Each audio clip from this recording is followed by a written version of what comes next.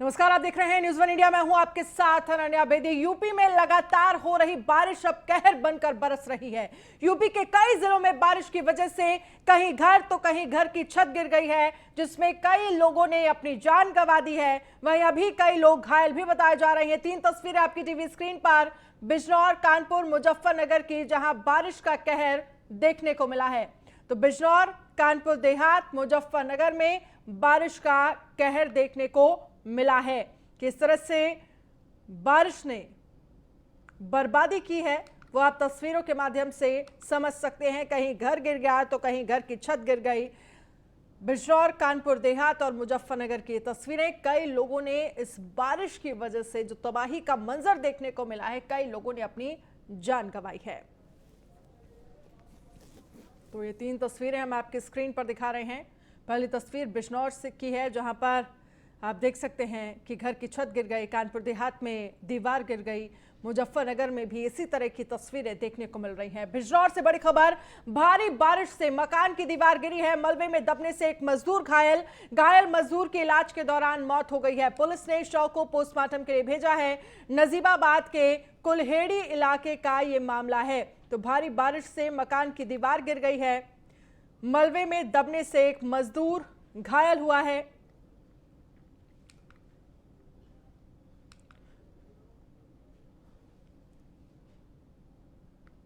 तो मलबे में दबने से एक मजदूर घायल हुआ है। भारी बारिश से मकान की दीवार गिर गई।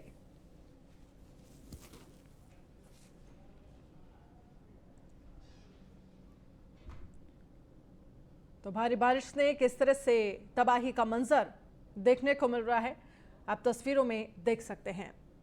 और खबर है कानपुर देहात से। मूसलाधार बारिश से कच्चा मकान ढहा है। मकान के मलबे में दबे हैं परिवार के कई लोग। ग्रामीणों की मदद से पुलिस का रेस्क्यू ऑपरेशन जारी है। पुलिस ने कई लोगों को सुरक्षित बाहर निकाला है।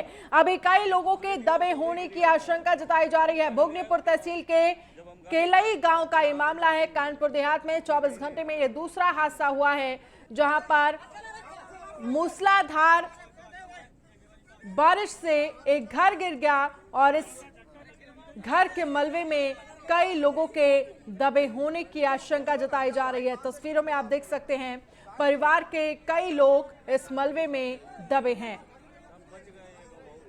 तो मलबे में दबे हैं परिवार के कई लोग। बचाव राहत कार्य मौके पर किया जा रहा है। लोगों को रेस्क्यू कर बाहर निकालने की कोशिश प्रशासन की तरफ से की जा रही है।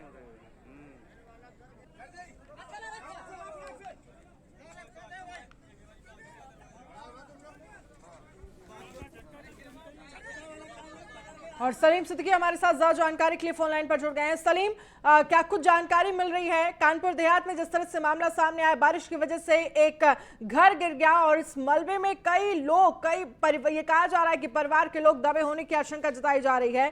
फिलहाल इस पूरे मामले को लेकर आपके पास अपडेट क्या है?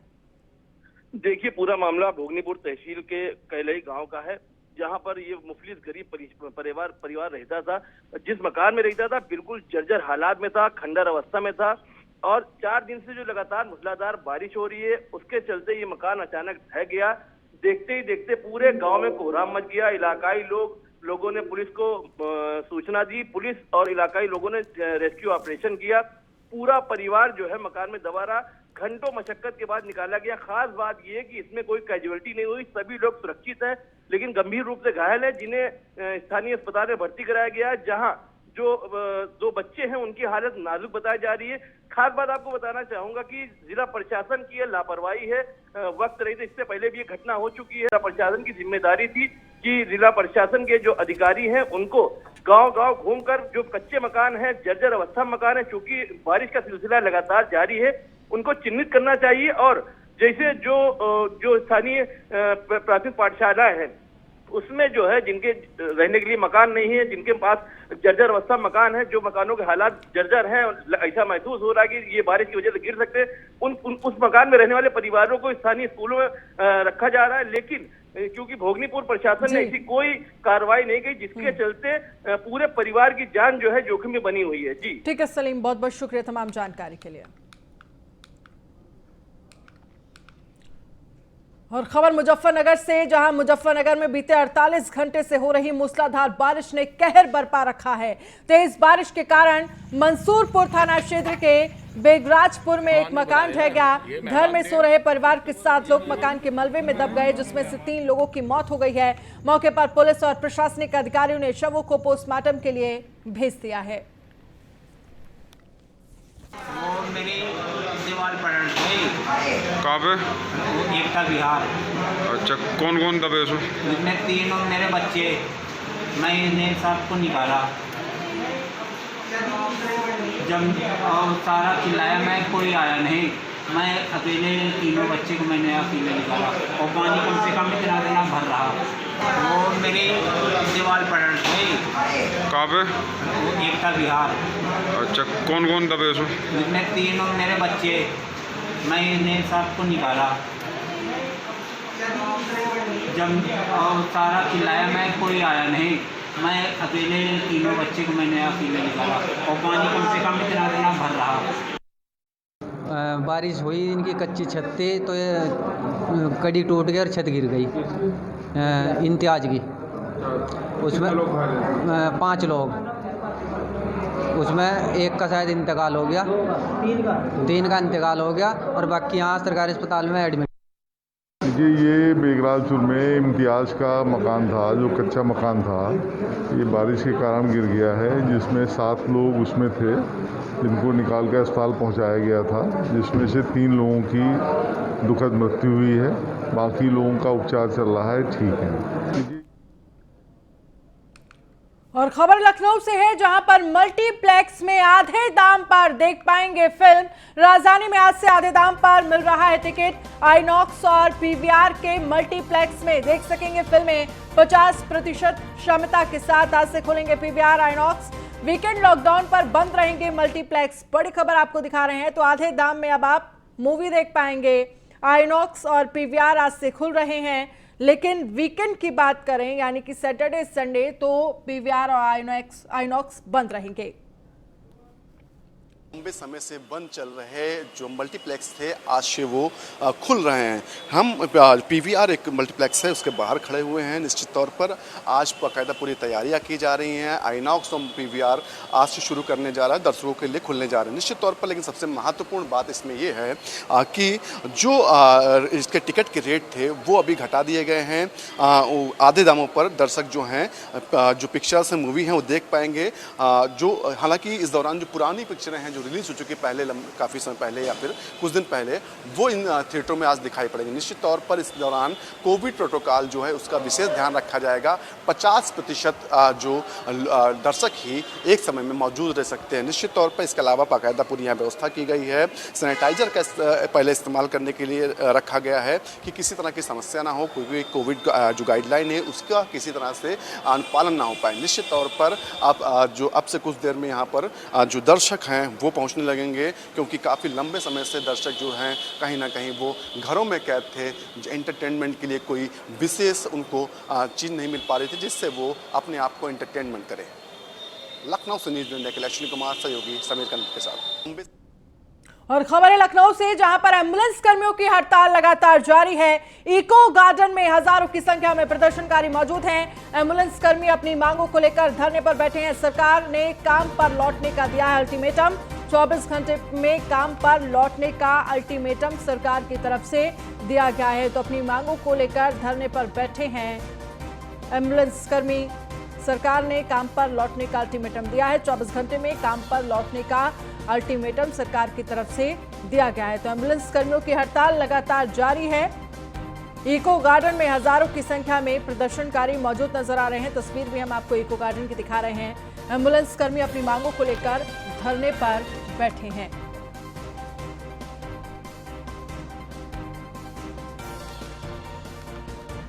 तो 24 घंटे में काम पर लौटने का अल्टीमेटम सरकार की तरफ से दिया गया है, लेकिन देखना होगा ये कि क्या कुछ मांगे हैं एम्बुलेंस कर्मियों की, जिन मांगों को लेकर बात नहीं बन पा रही है।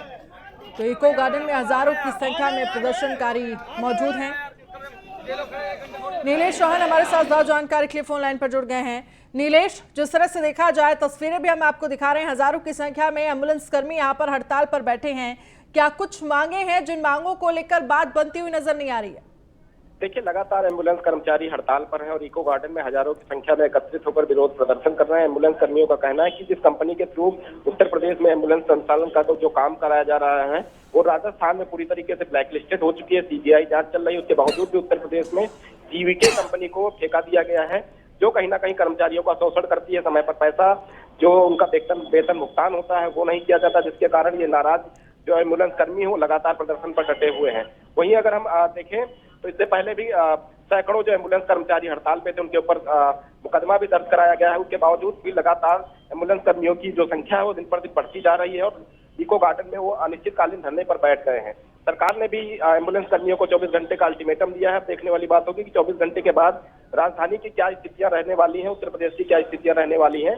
अभी तक की अगर हम बात करें तो अभी तक एम्बुलेंस जब कर्मचारी हड़ताल पर चले गए थे उसके बाद तमाम जगहों पर एम्बुलेंस न मिलने की स्थिति में मरीजों को काफी समस्या का सामना करना पड़ा, जिसके बाद तत्काल प्रभाव से जो रोडवेज के कर्मचारी थे उनको वहां पर लगाया गया और अन्य विभागों के कर्मचारियों को लगाया गया ताकि जो एम्बुलेंस का संचालन है उसको कराया जा सके।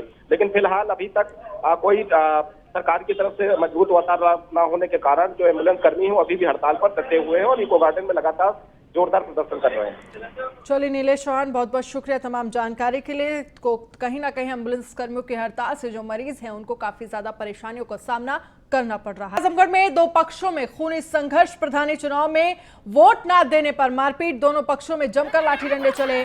मारपीट में दोनों पक्षों से 4 लोग घायल हुए हैं।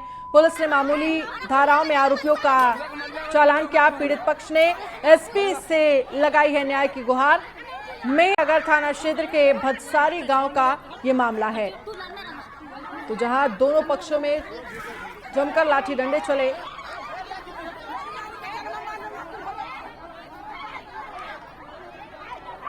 दो पक्षों में खूनी संघर्ष, आप तस्वीरों में देख सकते हैं कि किस तरह से दो पक्ष आपस में भिड़ गए। प्रधान चुनाव में वोट न देने पर मारपीट का ये मामला सामने आया है।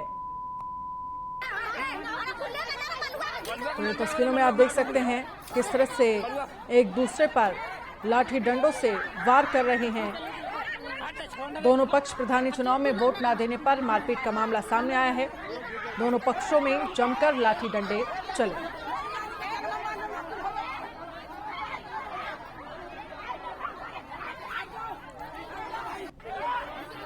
तो आजमगढ़ की तस्वीर हम आपको दिखा रहे हैं।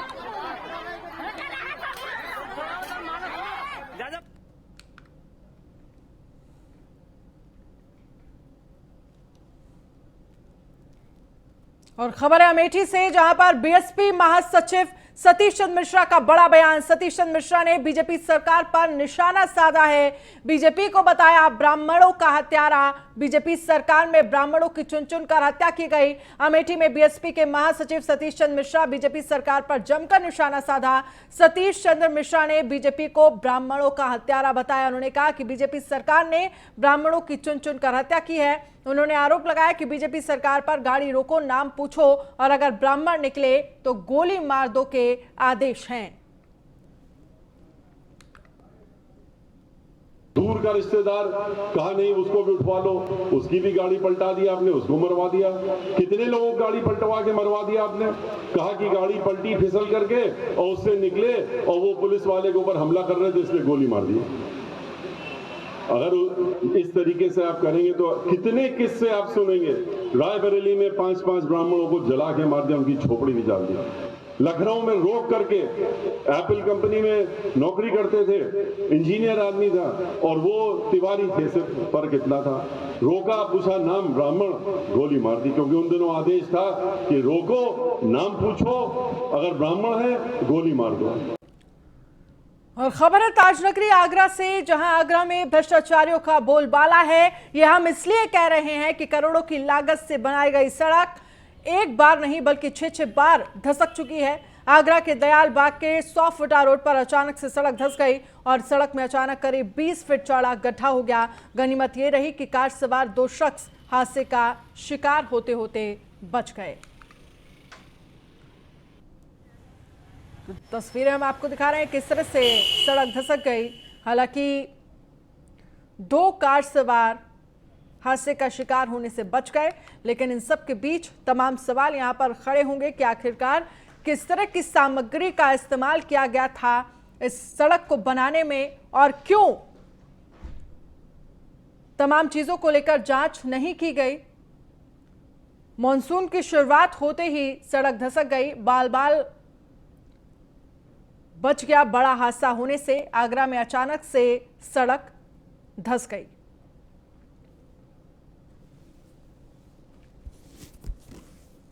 ये हमारे मिलने वाले हैं श्री प्रदीप पुरी जी। इनकी क्रेटा गाड़ी, ये जबकि ये दयालबाग पॉश एरिया है और 100 फुटा रोड है। ये 100 फुटा रोड पे 10 फुट गहरा गड्ढा और 8 फुट चौड़ा, जिसमें अगर गरीबत मानिए कि कोई अल्टो या मारुति होती वो तो अंदर समाई जाती। वो क्रेटा थी, उसका सस्पेंशन तक टूट गया और उनके बेटे चिराग पुरी बाल इस पे बच्चे चोटिल हुए हैं। और सिर्फ ये दयालबाग की बात नहीं कर रहा हूँ, पूरे आगरा नगर निगम का भ्रष्टाचार की पोल इस 24 घंटे की बारिश ने खोल दी है। ये हम को मैं नहीं था, मेरे पुत्र और मेरा पुत्र वधू थे, दोनों गाड़ी में पीछे आइसक्रीम खाने आते। मेरे यहीं पुष्पांजलि में निवास है, तो दोनों आए थे। गाड़ी से जैसे ही वो निकले हैं यहाँ से, तो एकदम जो गाड़ी जंप करती हुई, मैं कहता हूँ प्रभु की बहुत अच्छाई थी, जब हमारे अच्छे कर्म किए हुए थे तो जो दोनों मेरे बच्चे बच गए। तो 100 फुटा रोड किस तरह से धंस गई अचानक से बारिश में, ये तस्वीरों के माध्यम से आप समझ सकते हैं। आगरा में अचानक से सड़क धंस गई। हालांकि कोई हादसा होने से बाल बच गया, लेकिन इन सब के बीच तमाम सवाल यहाँ प्रशासन पर, आखिरकार किस तरह की सामग्री का इस्तेमाल करके इस सड़क को बनाया गया था, ये बड़ा सवाल बना है और कहीं ना कहीं ये पूरा मामला जांच का विषय है।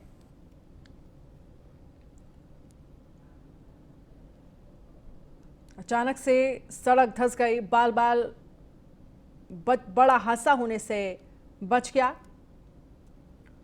लेकिन प्रशासन पर बड़ा सवाल कि आखिरकार सड़क निर्माण के समय निर्माण सामग्री को लेकर क्यों जांच नहीं की गई। यूपी में कानून व्यवस्था को दुरुस्त करने के लिए योगी सरकार पूरी तरह से सख्त तेवर में है। यूपी सरकार ने कुछ आईपीएस अधिकारियों में फेरबदल किया है। वहीं जालौन में पुलिस अधीक्षक के रूप में जिले की कमान रवि कुमार को सौंपी गई है। ये उनकी पहली पोस्टिंग भी है। न्यूज़ 1 इंडिया संवाददाता मुबीन खान ने आईपीएस रवि कुमार से बातचीत की और जानने की कोशिश की कि जिले में शांति व्यवस्था कायम रखने के लिए उन्होंने क्या रोड मैप तैयार किया है। देखिए।